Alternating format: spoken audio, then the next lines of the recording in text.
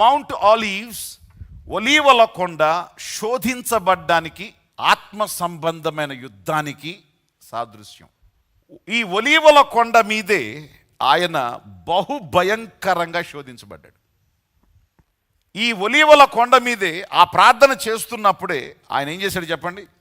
వారి యొద్ద నుండి రాతి వేత దూరము వెళ్ళి మోకాళ్ళు, నీ తండ్రి ఈ గిన్నె నా యొద్ద నుండి తొలగించుటకు నీ చిత్తమైతే తొలగించు.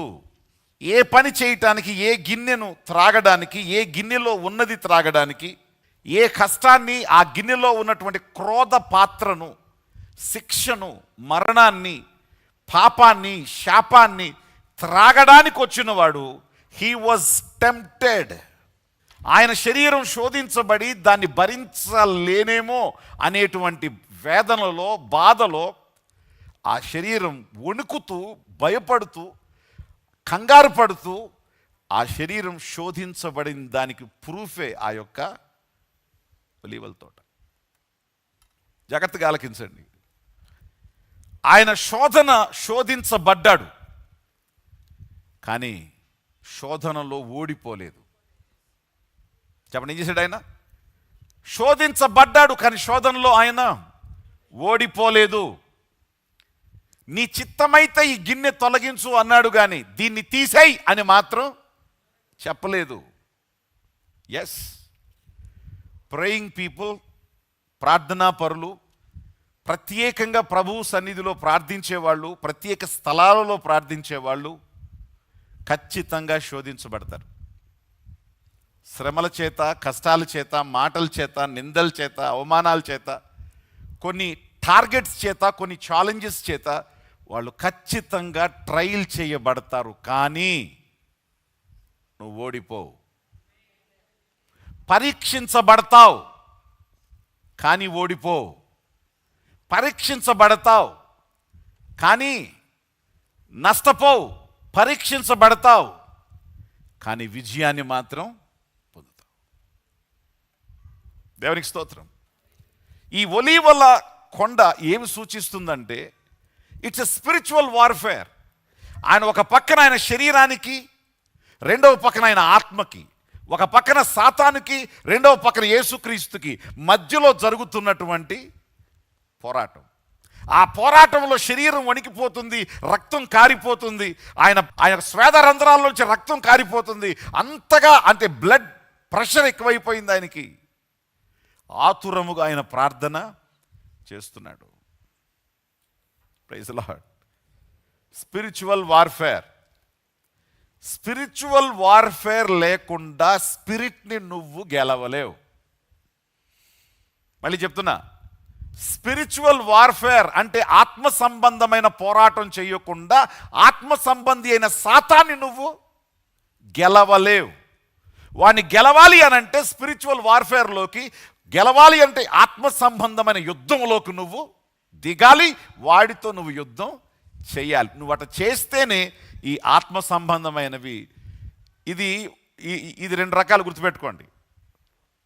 సాతానుకు కూడా టైం లేదు. నీతో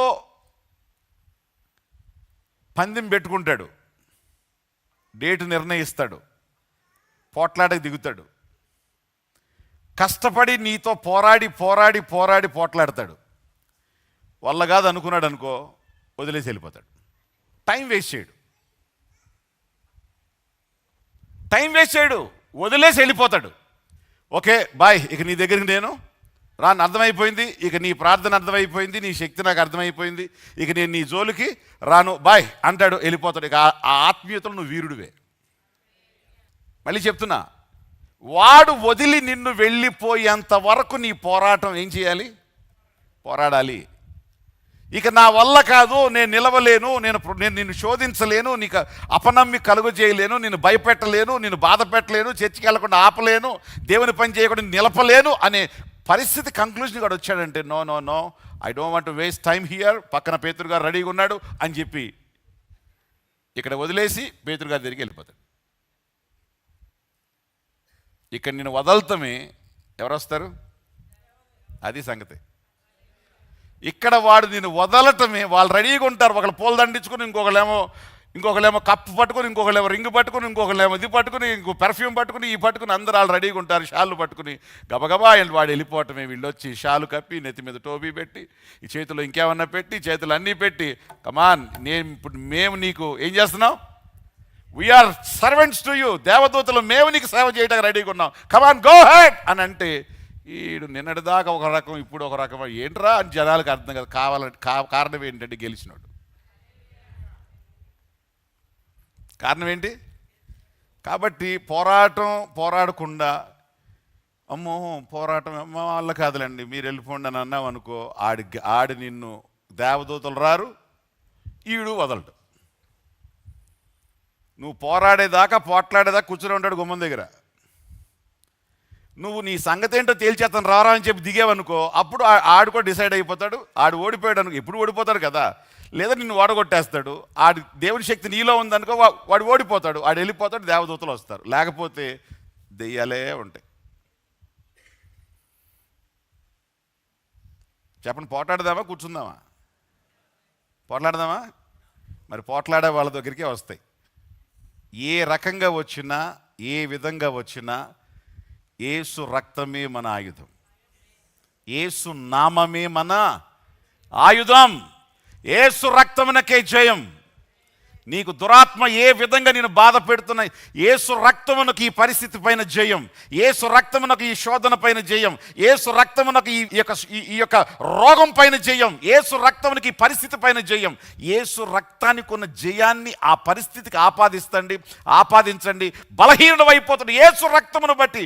నా ప్రభువా పరిశుద్ధాత్మతో నన్ను బలపరచు అని మాట్లాడండి. God will give you strength. He will give you strength. ఎప్పుడు నువ్వు బలపరచబడతావో ఆటోమేటిక్గా వాడు ఏమవుతాడు, బలహీన పడతాడు. దుష్టుడు వెళ్ళిపోవాలి. దేవదూతలు రావాలంటే దుష్టుడు వెళ్ళిపోవాలి. ఎంతమంది వస్తారు? నీ ఫైట్ ఎంత పర్ఫెక్ట్గా ఉంటుందో, నీ ఫైట్ ఎంత భయంకరంగా ఉంటుందో అంత భయంకరంగా వస్తారు. ఏదో ఒక ముసలి దయ్యాన్ని కొట్టామనుకో, ఏదో పెరాలసిస్ దేవదూత వస్తాడు. ఆడు సరిగ్గా నడవలేదు, నేను సరిగ్గా నడవలేడు. కొడితే గట్టోడిని కొట్టాలి, గెలవాలి. అప్పుడు దేవదూతలు వచ్చి మనకు పరిచర్య. ఎప్పుడు దేవదూతల పరిచర్యలో మన కష్టం తక్కువ, మన ప్రతిఫలం ఎక్కువ. That is the proof that God almighty is with you. కష్టపడి కాదు. కొన్నిసార్లు నీ కష్టం తక్కువ, ఆయన ప్రతిఫలం ఎక్కువ. నీ యొక్క ఎఫర్ట్స్ తక్కువ, ఆయన ఇచ్చేటువంటి విలువ గెయిన్ ఎక్కువ. దేవునికి స్తోత్రం. దేవుని కృప లేకుండా ఎంత కష్టపడినా, ఎంత ప్రయాసపడినా ఏమి, వాళ్ళు రాత్రంతా ప్రయాసపడి చేపలు పట్టినటువంటి పరిస్థితితోనే సమానం. ఇఫ్ గాడ్ హెల్ప్స్ యూ, దేవుడు నీకు సహాయం చేస్తే, ఒక్క వలకే రాత్రంతా పట్టిన దొరకనటువంటి, రాత్రంతా పట్టినా కూడా అన్ని చేపలు ఒక్క వలకే దొరికిపోతాయి. నా మాట్లాడుతూ అవుతున్నాయా మీకు? మీరు దేవదూతల సహాయం ఎట్లుంటుందో మీకు తెలియాలి, దేవుని సహాయం ఎట్లుంటుందో మీకు తెలియాలి. గాడ్లీ హెల్ప్ అనేది, దేవదూతల సహాయం అనేది చాలా చాలా ఎంకరేజింగ్గా, సంతోషంగా, ధైర్యంగా, మనకి కృతజ్ఞత తెలుపుతూ, మన గుండెలు కృతజ్ఞతతో నింపుతూ, దేవుడు చేసే మేలుని చేతులతో హృదయపూర్వకంగా ఆస్వాదిస్తూ మనం ఆనందిస్తాం. దేవునికి స్తోత్రం. దేవదూతలు రావటం ఎవరు వెళ్ళిపోవాలి? దెయ్యాలు వెళ్ళిపోవాలంటే ఏం చేయాలి? ఆత్మ సంబంధమైన పోరాటం చేయాలి. ఒలీవ కొండ నీకు నాకు ఏం చెప్తుంది? ఆత్మీయ పోరాటంలో యేసులాగా మీరు పోరాడితే ఒక దేవదూత వచ్చి ఏం చేశాడు? ఆయన్ని, ప్రైజ్ ది లార్డ్, ఆయన 4వ అధ్యాయంలో శోధించబడినప్పుడు సాతానుడి గద్దించి అని వ్రాయబడి ఉన్న గెట్ లాస్ట్ అని చెప్పి అంటే వాడు వెళ్ళిపోయాడు. దేవదూతలు వచ్చి ఆయనకు పరిచర్య చేసిరి అని ఉంది. హెబ్రీ పత్రిక 2వ అధ్యాయంలో ఉంది, రక్షణను స్వాస్థ్యమును పొందిన వారికి పరిచర్య చేయుటకు పంపబడిన ఆత్మలు కారా అనుంది. ఎవరాళ్ళు?